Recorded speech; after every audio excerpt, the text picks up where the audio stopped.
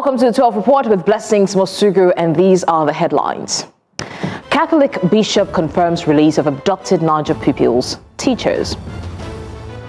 FCT warns transporters against festive fare spikes.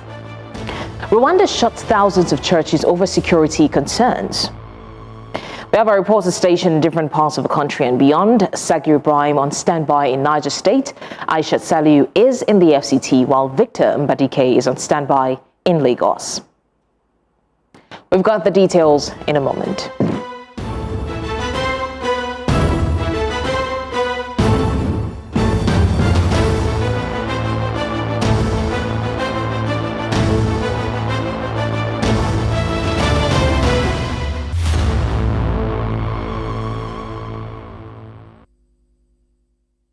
We begin with a cheering news where the Bishop of Kotangora Diocese and proprietor of St. Mary's private Catholic primary school and secondary school, Most Reverend Bulus Yohana, has confirmed the release of abducted school children and their teachers. Now, according to the bishop, Governor Umaru Bago personally called him to convey the good news to their release. Yohana disclosed that the released students and teachers were expected to arrive in Mina on Monday, where they would be formally received by the governor at the government house. The confirmation was contained in a brief statement issued by the media aide to the Bishop of Kotangora Diocese, Dan Atori. The federal government on Sunday said it secured the release of 130 kidnapped school children whisked away by gunmen from the school.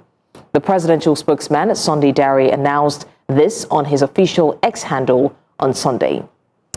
Now, News Central's Sagir Ibrahim is on standby for more updates on this. Sagir Ibrahim, thank you for following this story. I would just like to find out, can you confirm that indeed these school children have been released and the government house is waiting to receive them? I would start by saying, first of all, Christmas came early for the parents and, of course, for the children and, of course, for the government of Niger State, which will today be handing over these children to their parents upon the abduction, exactly 30 days after they were abducted on the 21st of November. On the 21st of December, it was announced by the Nigerian government that indeed 130 of them have finally been released, or at least their release has been secured by the government. As at this moment, we've not seen any signs of them. However, we've gotten confirmation that the governor will be here any moment from now to carry out the handover ceremony. I'm standing in front of the council chambers of the Niger State government. The governor is expected to receive the students at this point before, they arrange or gather themselves at the marquee that you can see by this side. This is supposed to be the receiving point for those parents who, for the longest time over the course of 30 days, have had to bear the anguish and the agony of having lost their children to the hands of captors and the hands of, armed assailants and bandits. Blessings, it's also important to note that this event, the abduction of over 300 students from the St. Mary's Catholic School in Papiri Agwara, local government of Niger State, has been the single largest attack on a soft target, cutting away of over 300 pupils and also teachers. But it's really, really refreshing and it's really consoling, in fact, to note today that the rest of them, according to the government, which stated that not a single one of them is in captivity anymore, will be handed over to their parents later in the day. Back to you, Blessings. All right, Sagir, we would also like to find out what details have the state government provided on how the release was secured. And this is a very important question because people have been asking this same question regarding every, release. It's not like we're not excited that the children were released. But again, it's radio silence. How were these children released? How was the release secured? Well, that's $1 million question, Blessings, and that's the question that has been on the lips and the minds of many of us who are here with the intention to cover the release, and of course many of those who have been watching keenly and of course with concerns as to the increased case of abduction that we saw towards the end of the year 2025. As at this time, we've not gotten exact details as to how the release was secured. At this point, I would say for those parents who unfortunately lost their children to captors earlier in the in November, for them the joy is that they would be reuniting and reconnecting with their children today. Of course, much of how the release was done is not a concern to them so long as they can reconnect with their children. But of course, the government had mentioned something around a military operation or a military sort of activity that led, to that happening. But of course, security experts, security analysts continue to maintain that there had to be some sort of back-channel negotiation. That, of course, at this moment cannot be confirmed. We also wait to see what the government is going to be saying with regards to how these releases were secured. But for right now, what we can tell you categorically is the government is relieved that all of the students have now left the hands of their captors. They are now in the safe hands of the government, and hopefully today we will, definitely be watching them handed over to their parents and, of course, their family members and loved ones. Blessings, you would recall that the abduction of these children on the 21st of November had triggered the federal government to announce the closure of 47 unity schools across the northwest and, of course, northeast region. New Central was there across these different schools to observe the closure of the school as it went. If you missed it for any reason, my viewers, this is the reason why you should watch New Central the more. And of course, we are here right now in Niger State to cover the official handover of these children to their family members. We're here waiting, hoping for the arrival of the governor. When that is done, we definitely will be coming up live to show the visuals of these children and, of course, the ecstatic feeling of their parents to see them reconnect and reunite with their children. But up until then, the waiting game continues, and it's back to you. Blessings. Most definitely. I really like the passion with which you speak, Sagir Ibrahim, especially about News Central's coverage, because definitely News Central is keeping you abreast of the situation. And of course, Sagir Ibrahim is live in Niger State to give us more updates, and we'll definitely relay that to you as it unfolds. Residents and commuters in parts of the Federal Capital Territory, especially the Cairo axis, are raising concerns over an escalating waste management crisis. Overflowing refuse dumps have begun to obstruct major roads, disrupting traffic flow and increasing the risk of accidents. Our correspondent Aisha Saliu is live at the scene and brings us the details. Aisha, another day, another conversation about refuse dumps in the area in FCT. This seems to be a major concern. What are the people saying is exactly responsible for this?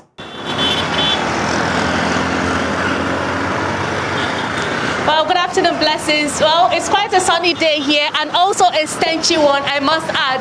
As you can see behind me is a waste refuse dump just around this area. This is the Cairo axis of the Federal Capital Territory. And as you can see behind me, it seems as if it's a feast, but then it's not a feast. It's more of those who come here to dispose of the refuse day in, out. And you can see there are, and it's making a lot of people the one-way route. It's more like people who try to follow this way and there is no way for them to pass through. This drainage system is filled with a lot of waste, both non-biodegradable waste, which we don't know when this will be cleared soon. And also over there to the other part of my right, you can see, I would say, a refuse collection site, more like people who pick up the bottles, containers from this refuse dump site.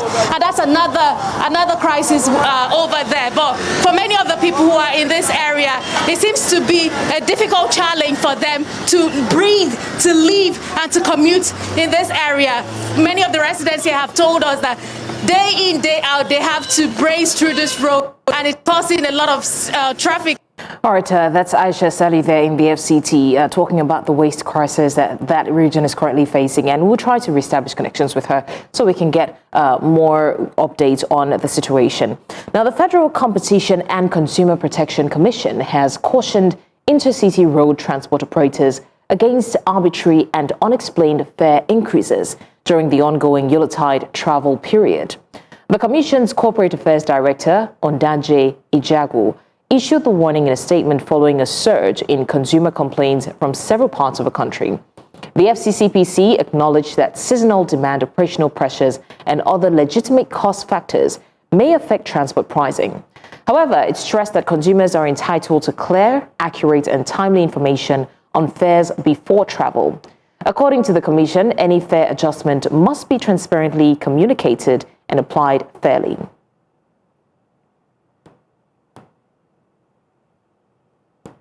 Now, motorists on the Abuja-Lokoja expressway have been caught in severe gridlock, leaving hundreds stranded as the Christmas rush reaches its peak.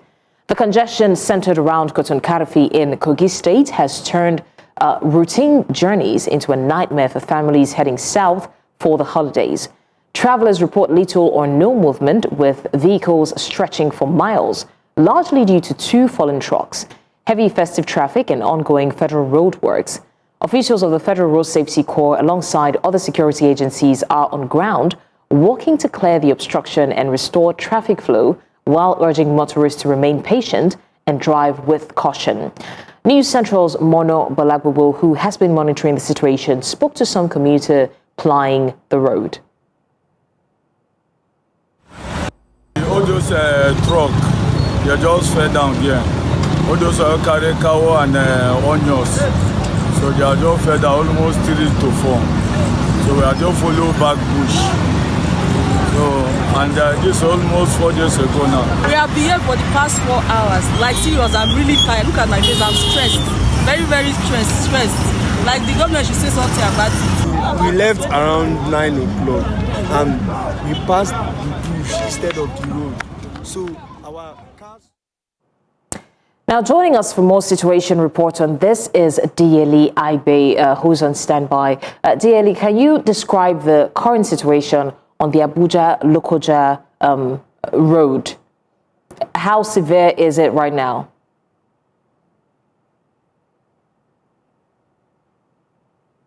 Able to survive the traffic massive. Since on Saturday, we have been on the traps on that road. But I was able to call the sector, one of the commanders in the road safety, which have responded swiftly. And I called some people, my friends in the media, the print media, and they responded to that. I sent visuals of the scene. Of the scene was there was even an accident live there. It was so horrific, a truck parked there because of most of the smaller buses tried to navigate their way through it, and because of that navigation, they had to, there was a major accident there. I couldn't just the sign of that scene.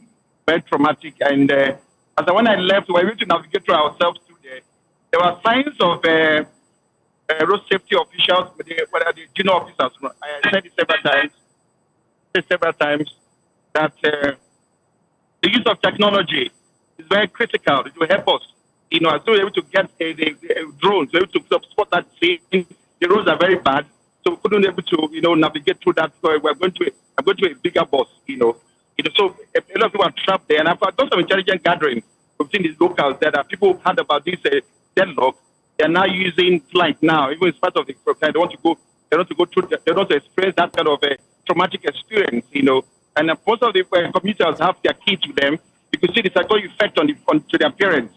They're very traumatized, and government should come to this. I send a voice note to Aisha, Ajoke rather, and to give that this kind of what we can't at this period. The criminal gangs can take advantage of this vulnerability to attack, because they know that there's a lot of traffic roadblocks in the road, and they can even use that vulnerability to attack. So at least any law enforcement agency there, but some of the military men came along to mitigate, but it was for their own passage too. But some of them came there to solve the problem, and I want to use the opportunity to thank the military for that role they played. I commend them for that, and I have to call one of the commandants of the road safety, and has responded swiftly. I probably send the message to you, or you also can use it. I want to applaud him for that. If I don't have that contact, to make that calls. But from the scene now, I think the traffic situation has been reduced a bit.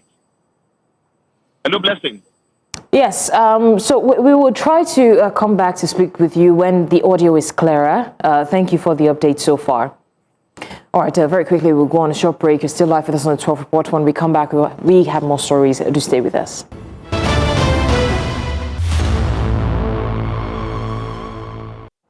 Many thanks for staying with us on the news. Now, OneDash has launched its cross-border payments platform in the United States and Nigeria, activating its first major payment corridor and signaling a push toward borderless financial services.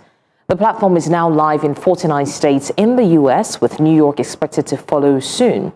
Built to address the high cost and slow speed of traditional international transfers, OneDash uses asset-backed stablecoin technology to enable near-instant money transfers, real-time foreign exchange, and seamless currency conversion across borders. The company says the platform meets enterprise-grade compliance standards, including robust KYC and security frameworks. Co-founder Jackson Ukwevo says One Dash is designed to support global lifestyles from freelancers and professionals to businesses operating across multiple markets. Available on iOS and Android, the app also offers a global USD card compatible with Apple Pay and Google Pay. The company plans to expand across Africa, Europe, Asia, and the Americas. Now, across Nigeria, thousands live without limbs, victims of accidents, disease, or birth defects, many of them children. But now, a tech revolution is offering fresh hope. In this report, Igbalani Omoni shows how generative AI and 3D printing are transforming the future of prosthetics in Lagos, one child at a time. 12-year-old Saidu lost a leg in a motorbike accident. For months, he watched other children run and play, unable to join them. Today, that changes. With a bright smile, Saidu takes his first steps on a 3D printed prosthetics leg designed using generative AI and a high-tech printer.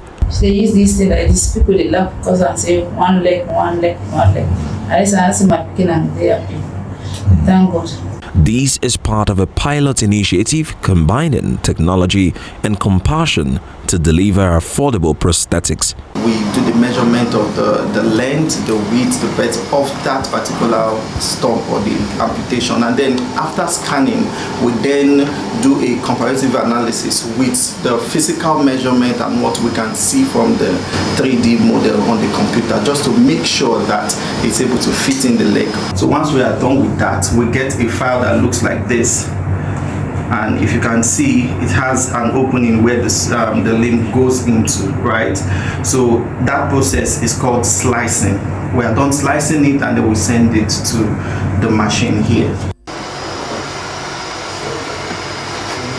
For a prosthesis, it takes about 8 to 10 weeks locally to get this done. But with 3D, you can get it done 48 to 72 hours. So we'll probably say between $600 and $1,200. So not just the socket. So we have a pylon, we have a foot, we probably have a knee joint, depending on the kind of amputation that we have. So it's just going to vary. For Beulah Chibo, the mission is deeply personal. She lost a leg at just 2 years old and has used prosthetics ever since. I just finished high school. I'm on my way to college, and it's not nearly as hard as I thought it would be. It puts a smile on my face too. It's just smiles going around in circles, yeah. But I'm so proud of the foundation and all the work that's being done and all the work that's going to keep being done. Still, the journey comes with challenges. Minor irritations, height adjustments, and routine maintenance are all part of the process. We are working to see how we can improve the speed, reduce the timing by which we are able to produce prosthetic limbs for children. There are materials that help with this tropical region. So we have soft inserts that we use for the limbs of the children that we work with, and then we're getting feedback from time to time. Plans are underway to expand the program to adults, giving more of the 27,000 Nigerians living with limb loss, according to Nigeria Orthopedic Hospital, access to prosthetics care. This is like a major feat for us. The first thing is that the child can stand, so he doesn't need a crutches to get this done. But already, as I'm seeing him standing, I can already see that the prosthetic limb is a little taller than the other leg. So we need to go back to our prosthetist, go into our lab and try and cut that and make sure that it is perfect for him. For Saidu and others, each step is more than just movement. It's a stride into a future shaped by compassion and technology. In Lagos 4 News Central, Igbalani Omoni.